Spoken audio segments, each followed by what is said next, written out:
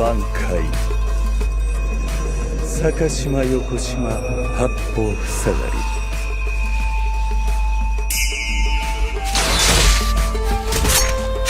Nothing is more impressive than flexing your power in front of your enemies to remind them of who they're up against, and Bleach is no exception to these moments. So here are the moments when Bleach characters flex too hard. ここでは俺は戦いたくねえ。それは私と戦うことのできる力を持つ者のみが口にできる言葉だ。唐倉町が破壊されるまでもなく、君は何か。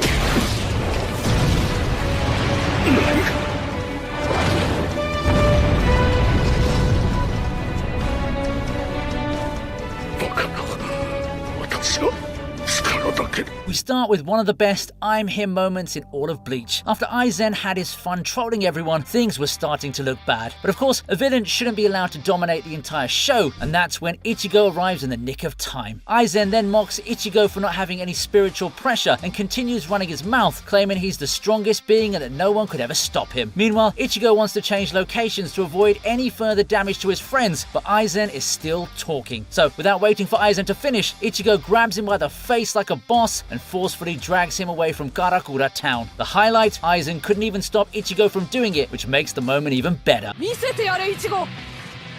はいはいそんな都合よくいくかよ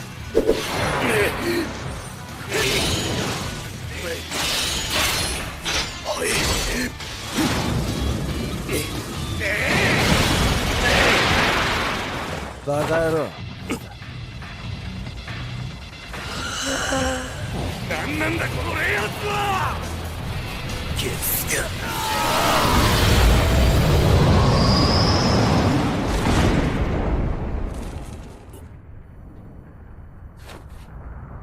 We have one of the greatest comebacks in anime. After Ginjo betrays Ichigo and steals his full brink, all hope seems lost as Ichigo falls into despair. That is, until Rukia clutches the moment and restores Ichigo's Shinigami powers. During their fight, Ginjo is convinced that regardless of what Rukia did, he's still stronger than Ichigo after tanking what he thought was Getsuga Tensho. But oh boy, was he wrong, because after witnessing a real Getsuga Tensho, Ginjo is left speechless. Ichigo then apologizes for purposely missing that attack and casually slices the mansion behind Ginjo just because he can. And you know what? Sliced is actually a cute word because Ichigo's attack didn't just cut through the mansion, it deleted half of it and cleared the sky with a single move. Actually, Ichigo didn't just clear the sky, he altered the weather. What was supposed to be a rainy night becomes a cloudless evening.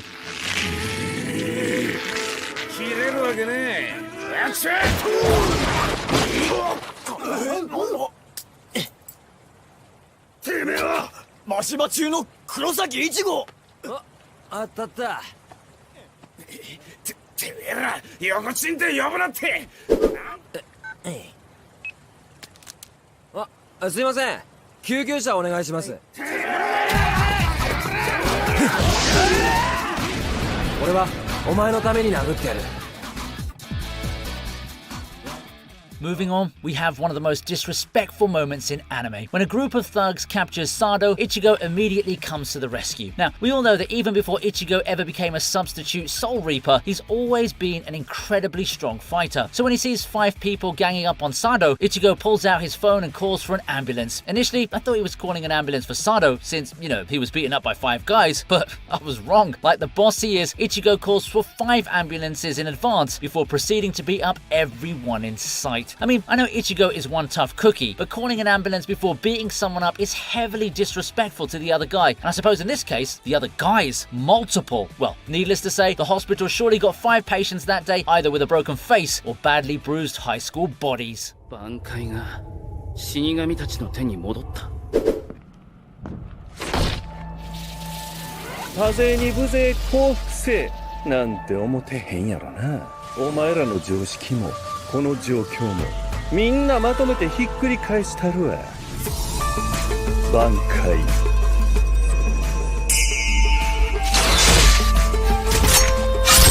Now, can you imagine how dangerous you have to be for the captain of the Gotei 13 to permanently ban you from using your Bankai in Soul Society? Well, despite his lanky appearance and happy-go-lucky personality, Shinji may actually be the first person in Bleach to have his Bankai banned, not because of how strong it is, but because of how lethal its effects are. Since Shinji's Bankai turns enemies into allies and allies into enemies, when all his comrades were killed by the Quincy's, he was relieved knowing he no longer had to worry about his allies. With one move, Shinji wiped out the entire Quincy army around him by turning them against each other. I mean, it's true that his Bankai isn't that useful in a 1v1 or a team fight or anything like that, but still, it was one of the most amazing moments in the entire show. You could even argue that he himself is a one-man army.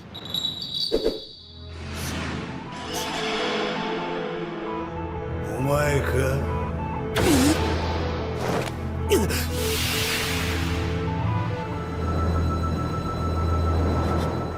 どうしたなんだ今のは。俺は確かに刺されて。黒崎一護だな11番隊隊長ザラキケンパジだ。こいつか。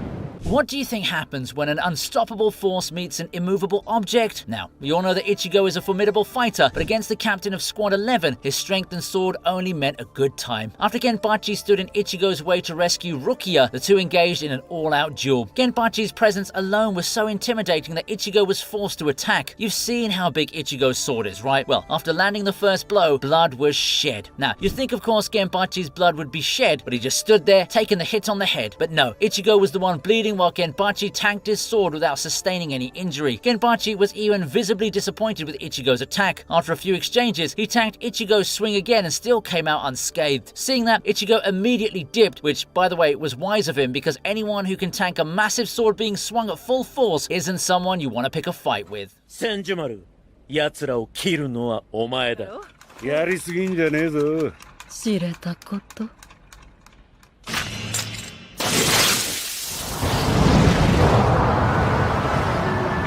4人でも歯が立たぬ我らにたった一人で何ができる。心せよ挽回シャツからがらしがらみの辻どうからら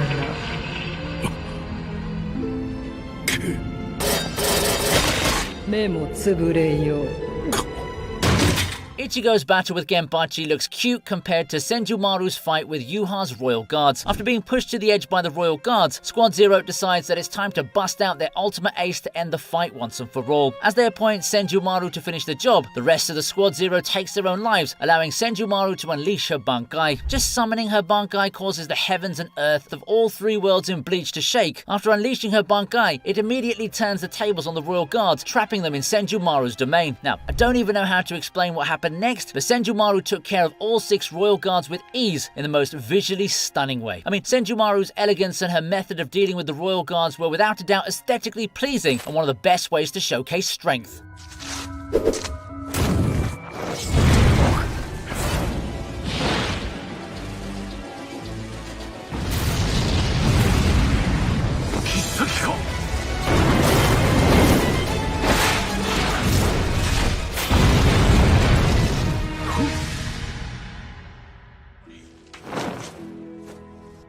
ここでそれを思い出させてやる。ただ焼かれるのを待つ。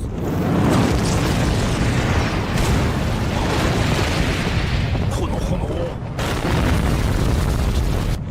残火の太刀西残日極意。 The next entry is all about destruction, featuring the head captain, former captain of the 13 Court Guard Squads, Genryusai Yamamoto. After the Seirei suffered massive damage and casualties because of Yuha's invasion, Yamamoto had finally had enough. Without skipping a beat, he goes on the offensive, forcing Yuha to draw his sword. At that moment, Yamamoto unleashes his Bankai by gathering all of his flames into his sword, releasing an incredibly destructive force with every swing. Now, that's not all, because Yamamoto's Bankai has 4 forms that he can blast fast whenever he wants. This led to one of the most epic fights in all of Bleach, as Yamamoto goes all out against Yuha, covering the area around him in a sea of flames that reduces anything it touches to ash. Like, seriously, even Yamamoto himself said that if he took any longer, everyone in Soul Society would be burnt to ash, as he's practically enveloped by the sun when his Bankai is active. Ever had an anime moment that gave you the chills? That second when Goku powers up, or Tanjiro draws his blade and you think, I need to capture this feeling forever. That's been my obsession, and I found the ultimate way to do it. Let me introduce you to the anime merch, a collector's paradise. We're talking insanely detailed figurines, LED lamps that set the perfect vibe, and shadow light boxes so immersive you'll feel like you're inside the anime. I just unboxed their Naruto figurine, and my collection will never be the same. They've got everything. Naruto's Rasengan mid-action, Bleach battles frozen in time, Demon Slayer moments that'll have your friends asking, where did you get this? Even solo leveling before the hype explodes. Imagine this, midnight, your room, dark, except for the glow of Sasuke and Itachi's lightbox, shadows dancing on the walls. Or a Goku LED that pulses with energy, making your friends lose their minds. No cheap knockoffs, just collector-worthy pieces that belong in an art gallery. Use code VINI for 10% off your first haul, but hurry, the best pieces vanish fast. Your anime shrine isn't complete until you check out theanimemerch.com. Links in the description. ガキが一匹騒いでやがるだけじゃねえか。これがザラキケンパチか。強そうだ。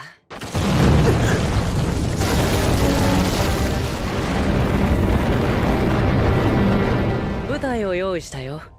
何しろあのザラキケンパチだ。そうかよ。僕は空想を現実にできる。切れねえとでも想像したか。てめえごときの想像力で俺に切れねえものなんざ作れねえ。 We have another Genpachi highlight as he takes on Gremmy, who can manifest anything he imagines into reality. Right off the bat, let's agree that Gremmy's ability is an incredibly broken skill. I mean, being able to manifest anything you imagine into reality is absolutely insane, but it's too bad he had to mess with Yachiru, forcing Genpachi to bare his fangs at the poor Quincy. At first, Gremmy thought he could easily defeat Genpachi, but time and time again, Genpachi manages to surpass Gremmy's imagination as he mindlessly cuts through all of Gremmy's attacks. Even nukes, magma, and a freaking asteroid were no match for our man Genpachi. Not only that, but Genpachi even survived the vacuum of space, for crying out loud, and cut his way back to reality. How do you stop someone that can do all of that? Ikaku may be madness incarnate, but Genpachi is the man, the myth, and the legend himself. He is strength personified.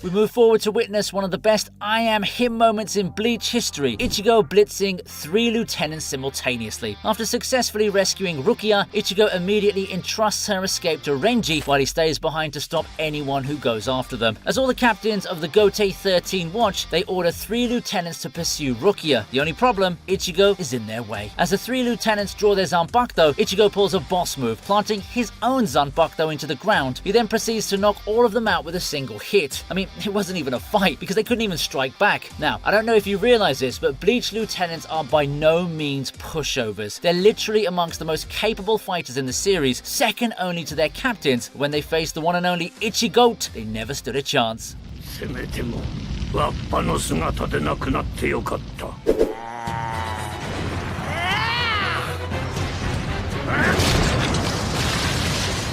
友人弱化を封じればわしを撃てると思うてか。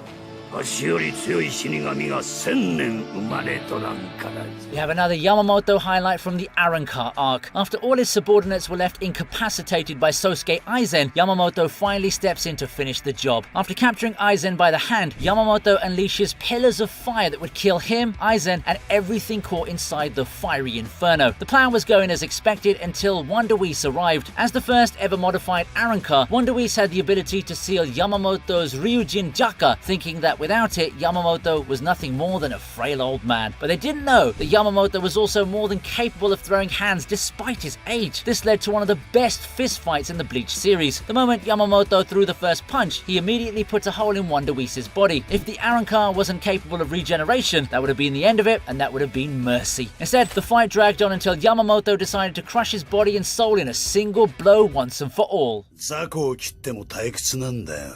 力ばかりのバカのようだ。そういう相手は力で叩き潰して教えるに限る。タ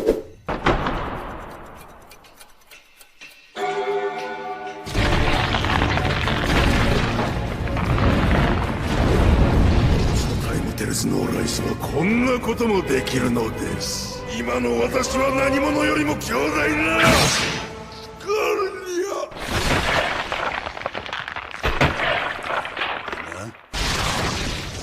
退屈だろ。 Up next, we have yet another Genpachi highlight. I swear, this man just flexes his power way too much. During the Fullbringer arc, when Genpachi, the other captains, and the lieutenants come to Ichigo's aid, everyone gets caught in a trap set by Ginjo's ally, where they're randomly paired with an enemy. Genpachi, on the other hand, didn't like his opponent, not because he was scared or nervous, but because he looked weak. Genpachi even asked Byakuya to switch with him, which deeply insulted Giriko, who'd been standing right in front of him the whole time. Now, if you're up against a guy who thinks you're weak and is confident enough to show you his back, I suggest you just stay quiet, unless you want to die. Well, as soon as they were alone, Giriko started running his mouth to the wrong guy, preaching that he was more powerful than anyone just because he transformed into a cheap copy of the Hulk. And what do you know? Genpachi effortlessly cuts him in half, ending his delusion in a matter of seconds. 戦ってんだ。無駄だと言っているんだ。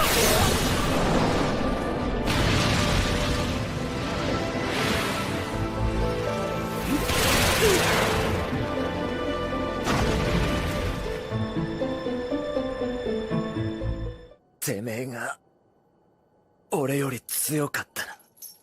俺はてめえを倒すぜ、ウルキオラ。 Speaking of flexing too hard, this next one is one of the rare cases where the villain showcases his overwhelming strength against the MC, even though he knows he doesn't need to. During the Hueco Mundo arc, Ichigo finally reaches the final boss, Ulquiorra. From the start, the gap between Ulquiorra and Ichigo was very clear, as Ulquiorra was overpowering RMC. But that's not all, because as soon as Ichigo unleashed his hollow form, Ulquiorra decided to show him his forms as well. From that point on, Ichigo was getting bodied at every turn. Now, Ulquiorra didn't transform to match Ichigo's power. No, my friend, no. He transformed to show Ichigo just how weak he was in comparison. I mean, Ulquiorra was literally throwing lances that exploded like nukes. This was one of those moments where you'd say, well, you had a good run. I guess the show ends here now, doesn't it? Because Ulquiorra quite literally put a hole in Ichigo's chest, effectively killing him.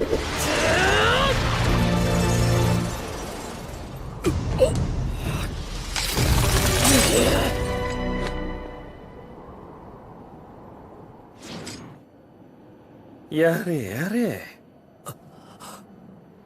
みんな一体何をしてんだよ。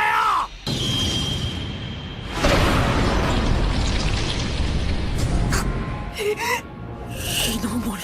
Moving past Ulquiorra's hard flex, we have another rare case where the villain overpowers the good guy so badly that it makes them lose all hope. During the White Invasion, Sosuke Aizen enter fighting against the captains of the Gotei 13 and the Vizards, and it's during this fight that we see just how powerful Aizen actually is. No matter how outnumbered he was, Aizen casually dodged all of their attacks with ease. When he was finally cornered by the Vizards, he decided to fight back, and without exerting too much effort, Aizen cut them down one by one. Even the Gotei 13 captains were no match for him, as he put them under his hypnosis technique, causing them to kill one of their own subordinates. I swear, Aizen is a real menace to society. I mean, he could have dealt with the Gotei 13 without sacrificing anybody, but no, he wanted to mentally scar them all instead. In the end, Aizen defeats everyone without breaking a sweat, showing us just how big the gap is between him and the captains.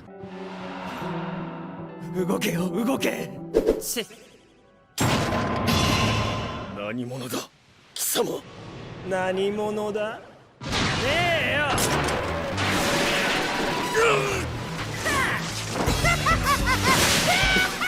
見せてやるぜ俺が。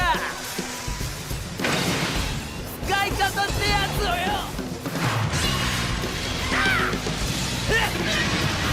黒い月が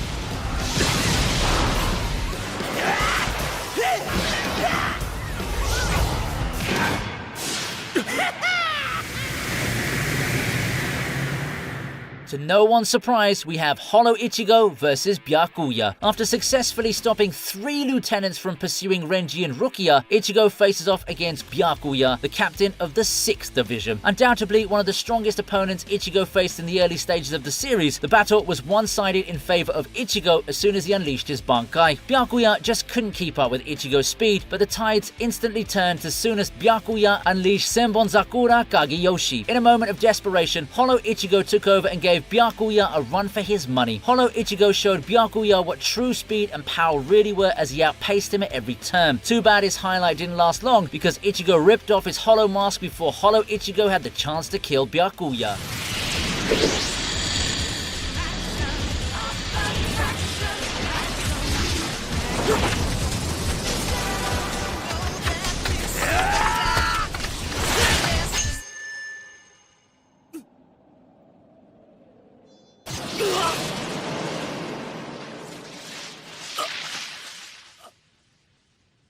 おや、腰から下を切り落としたつもりだったが。そんな。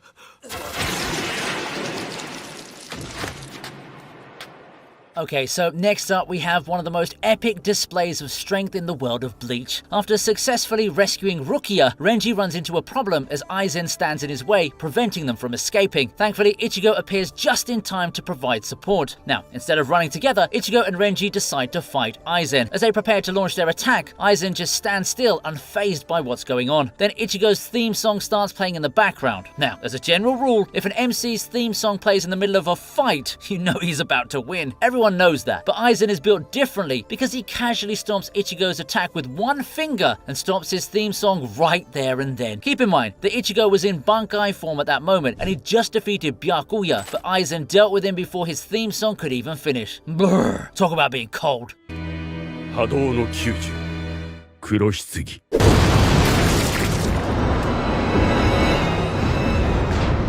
It's that moment. After Yuha successfully eliminates the Soul King, black sludge with eyeballs begins falling from the Soul King palace, crashing down into Seirei and breaking the Soul Shield membrane. As the black sludge rapidly spreads through Seirei, Soifon and Byakuya unleash their Bankai to stop it in its tracks, but it proves to be as useless as a bag of potatoes. Suddenly, an overwhelming pressure takes over and crushes the sludge balls in an instant. Then, we see Aizen casually letting loose, unleashing his spiritual pressure to crush every single one of those sludge balls. I mean, the dude even suggested shooting down the Soul King Palace using his spiritual pressure, all while still bound in a chair. What is this, man? And there you have it. What do you think? Yay or nay? Let me know in the comments. Also, don't forget to check out this video, and I'll see you soon. Ciao.